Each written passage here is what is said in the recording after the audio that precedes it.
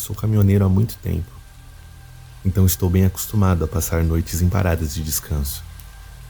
Geralmente, sou apenas eu e meu cachorro, mas minha esposa é professora e está de férias durante o verão. Então ela se convidou para minha viagem do Mato Grosso ao Pará. Não consigo fazer tantos quilômetros em um dia quanto estou acostumado quando minha esposa está junto. É muito difícil para ela ficar sentada por muito tempo devido à artrite. Então eu tento aproveitar ao máximo e costumo pegar um hotel pra gente na maioria das noites.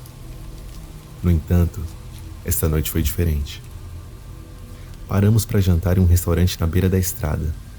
Estou muito familiarizado com esta rota, pois tenho dirigido caminhão nos estados do Centro-Oeste e Norte toda a minha carreira. Após cerca de 1 hora de condução após a nossa parada, notei algo estranho. Não apenas a seção da rodovia em que estávamos não me parecia familiar, mas também percebi que não tínhamos visto outro veículo na estrada há um bom tempo. Claro, mantive a calma, não deixando minha esposa saber o quão confuso eu estava, enquanto examinava a paisagem em busca de algo familiar. Para piorar a situação, meu celular não tinha sinal. Estava começando a escurecer, então prometi a mim mesmo que pararíamos e pegaríamos um quarto para passar a noite no próximo hotel que encontrássemos. Dirigimos por quase mais 2 horas e ainda não tínhamos ultrapassado outro veículo. Felizmente, minha esposa estava dormindo, ou ela teria visto o quanto eu estava ficando aflito, porque, sinceramente, naquele ponto, seria impossível esconder. Meus medos foram acalmados um pouco quando vi a primeira placa indicando a parada de descanso. Ficava a apenas 9 quilômetros de distância. Claro, não era o ideal, mas pelo menos seria um lugar seguro para passar a noite. Minha esposa poderia usar minha cama na cabine traseira e eu poderia dormir no meu assento de motorista. Quando chegamos à parada, percebi imediatamente que algo estava errado. Primeiro, ela parecia ser completamente nova, mas não havia iluminação externa alguma, apenas o leve piscar das luzes de dentro dos banheiros. Em segundo lugar, o estacionamento estava absolutamente vazio, exceto por outro caminhão de carga que parecia não estar em operação desde os anos 80. Neste ponto, minha esposa havia acordado, confusa sobre por que estávamos em uma parada de descanso ao invés de um hotel na beira da estrada. Eu expliquei, omitindo o fato de que estava confuso além de qualquer confusão que já havia sentido na minha vida. Apenas disse a ela que tinha feito um pequeno desvio que economizaria cerca de meio-dia na viagem. Ela sentiu com a cabeça, mas seu gesto foi acompanhado por uma careta e eu sabia que a sua artrite estava incomodando. Ela disse que estava bem, apenas precisava ir ao banheiro. Me ofereci para ir com ela, mas ela dispensou minha oferta. Apesar de meus sentimentos de preocupação sobre ela ir sozinha a um banheiro em uma parada onde eu honestamente me sentia com medo de estar, ela foi mesmo assim. Enquanto ela estava no banheiro, fiz o papel de marido arrumando a cama na cabine traseira. Quando terminei, virei na direção dos banheiros esperando ver ela voltando. Preocupado com a minha esposa neste ponto, peguei minha lanterna de mão debaixo do meu assento e saí da cabine. Caminhando em direção ao banheiro, notei que a luz interna do outro caminhão de carga havia sido ligada. Eu achava que estava abandonado. Então um caminhoneiro em mim decidiu correr até lá e ver se ele precisava de alguma ajuda. No fundo da minha mente, me senti mal por não verificar minha esposa primeiro, mas ela estava bem, eu estava certo disso. Provavelmente ela nem estava demorando tanto. Minha mente tem o costume de perder a noção do tempo, o que é uma bênção quando você dirige mais de 16 horas por dia. Bati na porta da cabine, mas não recebi resposta. Fiquei de pé para olhar pela janela, mas estava tão empoeirada e suja que era impossível ver detalhes. Não tenho certeza do que me levou a fazer isso, mas abri a porta da cabine. O cheiro me atingiu como um soco. Era algo além de qualquer coisa que já tinha cheirado em toda a minha vida. Tirei o lenço do meu bolso traseiro e amarrei-o em volta da boca antes de explorar mais. O chão estava cheio de jornais antigos e embrulhos vazios de fast food, mas nada que explicasse o cheiro horrível. Abri a cortina que separava a cabine da área de dormir e descobri um corpo em avançado estado de decomposição. Obviamente estava ali há anos. Eu estava prestes a sair, pegar minha esposa e dirigir o mais longe e rápido que eu pudesse. Foi quando notei que o cadáver estava usando o anel de casamento da minha esposa.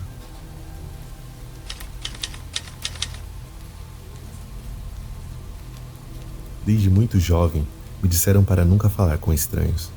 E durante minha infância, eu nunca o fiz. No entanto, na vida adulta, as coisas mudam. Há mais motivos para conversar com pessoas desconhecidas, especialmente quando se está solitário. Quando me tornei motorista de caminhão, as longas e vazias estradas me venceram e comecei a dar carona a caroneiros que estavam indo para o mesmo lugar que eu. Era a solução perfeita para minha solidão, e frequentemente eu me tornava amigo das pessoas a quem dava carona. Meu trabalho era absolutamente perfeito até aquela noite de novembro. Eu havia entregado minha carga no armazém designado e estava a caminho do depósito. Seria uma longa viagem pela noite. Algumas horas após a partida, vi um homem à beira da estrada, com uma bolsa preta e uma placa que indicava exatamente o mesmo lugar para onde eu estava indo.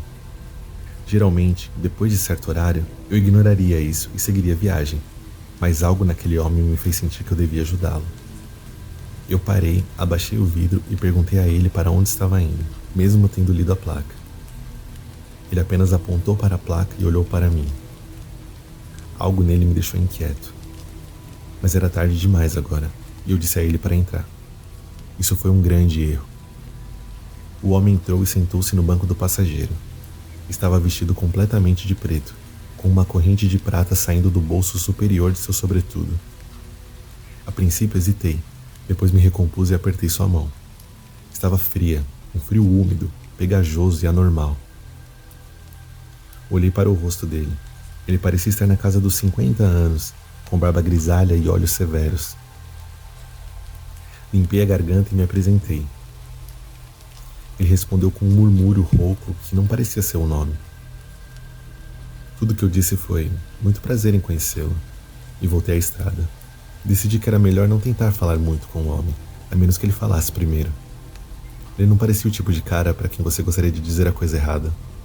Depois de alguns minutos, comecei a notar como ele estava constantemente mexendo na bolsa, fazendo um som desconcertante de metal batendo em metal. Após cerca de 1 hora dirigindo, o homem não parava de mexer na bolsa. Também percebi que ele estava me olhando há algum tempo, o que me deixava extremamente desconfortável. Isso realmente me arrepiava. Na maioria das vezes, se eu tinha um passageiro que não era particularmente comunicativo, eu ligaria o rádio, mas o meu havia parado de funcionar na semana passada e eu ainda precisava consertá-lo. Na tentativa de evitar que ele continuasse me encarando, perguntei a ele o que tem na bolsa. Imediatamente me arrependi. Ele olhou diretamente para mim e disse com uma voz rouca: "Cuide de sua vida." Fiquei um pouco chocado com isso e tentei levar na brincadeira, embora soubesse com certeza que não era. Durante a jornada, o barulho de mexer na bolsa ficou cada vez mais alto. Eu estava tão perturbado que comecei a pensar no que fazer. Não poderia passar mais 3 horas com aquele homem em meu caminhão. Agora ele estava batendo com força no que quer que estivesse na bolsa. Depois parou e começou a arrastar o que parecia ser uma faca contra alguma coisa. Para mim isso foi o suficiente, eu parei na beira da estrada. Eu não queria confrontar o cara, mas eu perguntei mais uma vez: "O que tem na bolsa?" Novamente ele me respondeu: "Cuide de sua vida." Assenti e disse que tínhamos um pneu furado na roda traseira e perguntei se ele se importaria de verificar enquanto eu pegava o kit de reparo. Ele me olhou com ódio completo. Depois saiu do caminhão e foi para trás. Pisei no acelerador e dirigi. Vi ele pelo retrovisor me olhando com um sorriso no rosto. Suas mãos pareciam estar cobertas de sangue. Ainda vejo essa imagem toda vez que fecho os olhos. Cheguei ao depósito, tentando desesperadamente esquecer o homem. Então percebi, ele havia deixado a bolsa para trás. Obviamente não pude deixar de olhar dentro dela, mas eu gostaria de não tê-lo feito. A bolsa estava cheia de objetos de metal diferentes, todos parecendo algum tipo de instrumento de tortura, de facas e algemas a cordas e barras. Então percebi que todos estavam cobertos de sangue. Não sei por que não entreguei a bolsa à polícia, mas pensei que, como tinha minhas impressões digitais, isso não acabaria bem para mim. Levei a bolsa para casa e continuei pesquisando. E para o meu horror, no fundo da bolsa havia uma foto do meu caminhão, uma foto da minha carteira de motorista e uma foto minha segurando a bolsa. Mal consegui dormir. Definitivamente não podia ir para a polícia agora. Parecia que a bolsa era minha, mas decidi que tinha que fazer isso. Coloquei a bolsa em uma caixa e estava prestes a sair pela porta quando percebi algo. A minha foto segurando a bolsa estava pregada na porta com um bilhete anexado. Tudo o que dizia era: cuide de sua vida.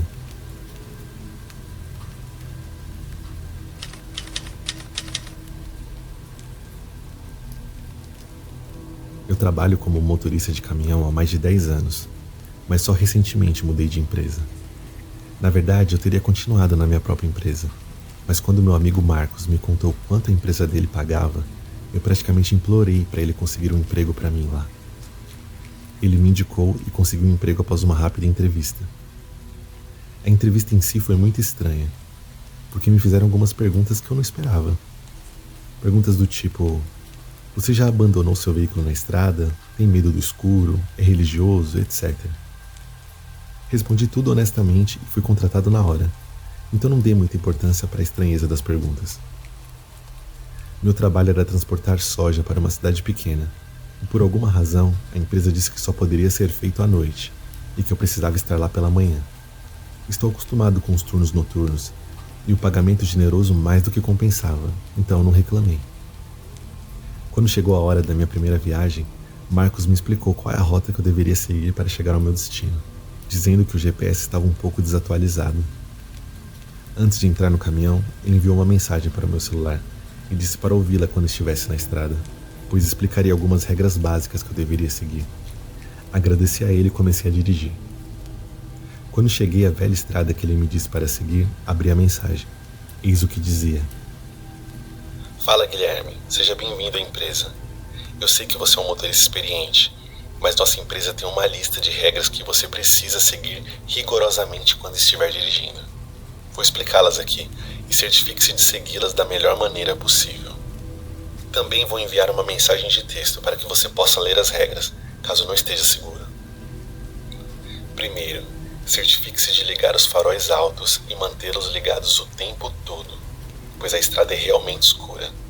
Você pode notar que, mesmo com as luzes acesas, a estrada ainda é muito escura, mas não se preocupe com isso. Nos primeiros 16 quilômetros, você verá uma placa de beco sem saída à frente. Ignore-a e continue dirigindo. Se suas luzes começarem a piscar nesse ponto, acelere e dirija o mais rápido que puder até que elas parem de piscar. Nesse ponto, você verá um homem idoso pedindo carona na estrada. Certifique-se de parar o veículo e perguntar para onde ele está indo.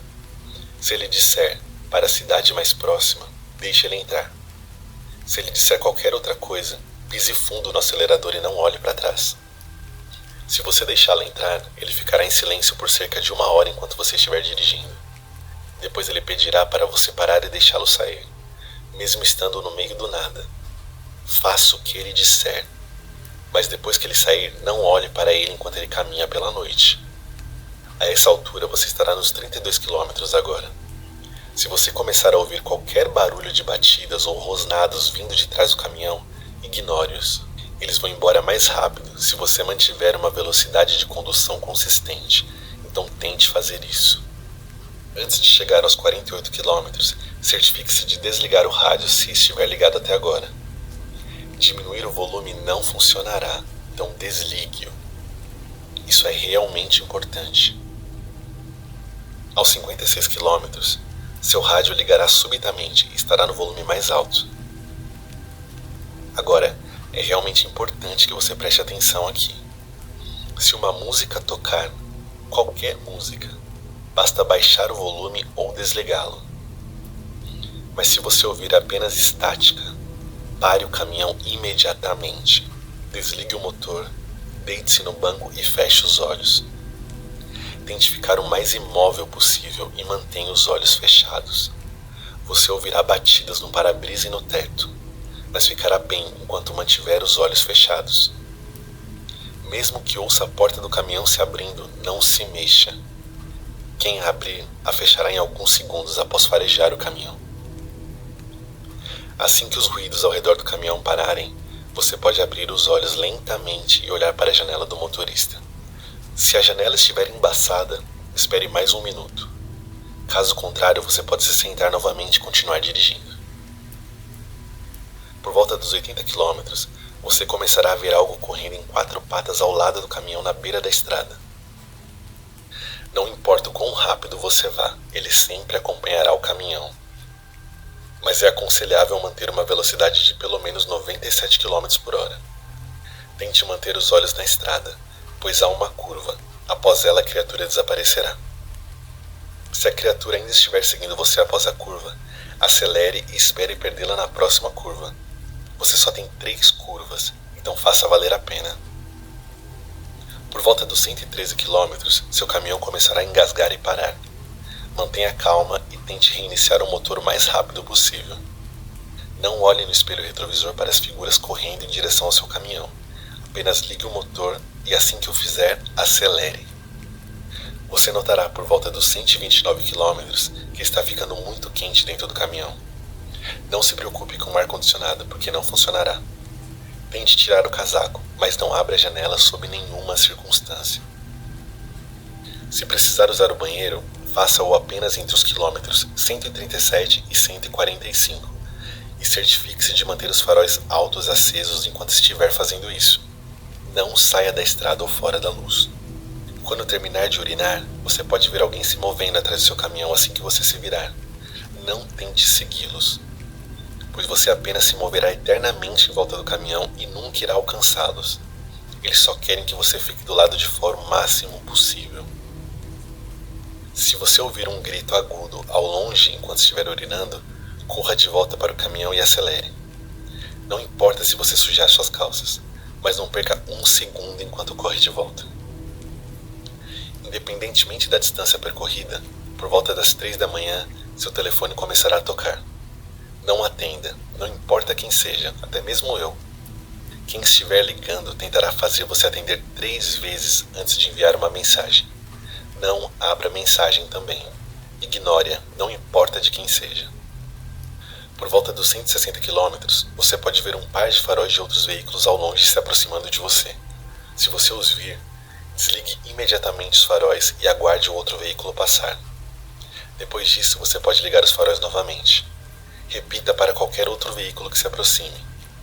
Não buzine ou faça qualquer coisa para chamar a atenção deles. Continue olhando no espelho retrovisor. E se você ver os faróis dos veículos virando e voltando em sua direção, corra o mais rápido que puder e ore para que você seja mais rápido. Agora, quando você chegar aos 193 km, verá uma placa de limite de velocidade de 32 km. Reduza a velocidade para 32 km e não exceda essa velocidade, pois o som pode atrair atenção indesejada. Você pode acelerar assim que vir outra placa que informe que o limite de velocidade terminou naquele ponto. Por volta do quilômetro 209, você pode ver uma mulher acenando e pedindo ajuda. Não diminua a velocidade e tente nem mesmo olhar para ela. Quando ela estiver atrás de você, olhe no espelho retrovisor. Se ela ainda estiver na estrada, você está seguro. Se ela tiver desaparecido, olhe apenas para a frente e não pense em olhar para o banco do passageiro. Não importa o que você veja com sua visão periférica. Quando você alcançar o quilômetro 225, estará seguro. A partir daqui é uma reta até o seu destino. Não tente virar o caminhão em nenhum momento enquanto estiver na estrada, pois acabará dirigindo até ficar sem gasolina. E se isso acontecer, você está morto. Não use o GPS até chegar à cidade, pois ele o levará por uma estrada de terra antiga que o fará dirigir em um círculo. Quando chegar ao destino do cliente, os funcionários cuidarão do resto. Me avise se você tiver alguma pergunta. Ouvi a mensagem e ri, pensando que Marco simplesmente queria me pregar uma peça. Isso foi antes de as luzes do meu caminhão começarem a piscar.